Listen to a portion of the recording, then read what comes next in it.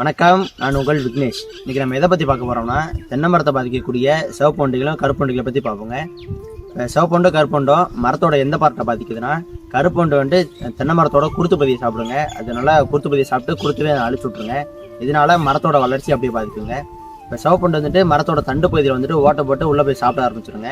சிவப்பொண்டோட அறிகுறி எப்படி இருக்குன்னா, மரத்தில் வந்துட்டு ஓட்டையாக நிறைய ஹோல்ஸாக இருக்குங்க. அந்த ஓட்டையில் வந்துட்டு நிறைய பிசின் வருங்க. அப்புறம் வந்துட்டு அதனால நிறைய துர்நாற்றம் அடிக்குங்க. இப்படிலாம் அடிச்சதுன்னா அது சிவப்பொண்டு இருக்கிறதுக்கான அறிகுறிங்க. இதெல்லாம் நம்ம கட்டுப்படுத்துறதுக்கு நம்ம எந்த முறையெல்லாம் நம்ம கையாளலாம்னா, 1 லிட்டர் தண்ணிக்கு வந்துட்டு குளோரின் வந்து 2.5 ml, எக்ஸோகனஸ் வந்து 2 mlங்க. நம்ம மரத்தில் வந்துட்டு கருப்பொண்டு பாதிச்சிருந்துச்சுன்னா மரத்தோட குருத்து பகுதியில் வந்து நல்லா நினைற அளவுக்கு அடிச்சுடணுங்க. இதே உங்களுக்கு சிவப்பொண்டு பாதிச்சிருந்துச்சுன்னா மரத்தில் இருக்க துளையில மருந்து அடிச்சு விட்டு களிமண் வச்சு பூசி விட்டுருணுங்க.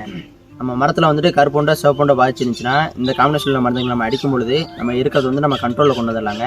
இதை நம்ம வராமல் தடுக்கிறதுக்கு நம்ம ட்ராப்ஸ் யூஸ் பண்ணுறது மூலியமாக இந்த வண்டெல்லாம் நம்ம மரத்தை வந்து பாதிக்காமல் நம்ம தடுக்கலாம். இது போன்ற விவசாய தகவல்களுக்கு நம்ம பேஜை நீங்கள் ஃபாலோ பண்ணிக்கலாம். நன்றி.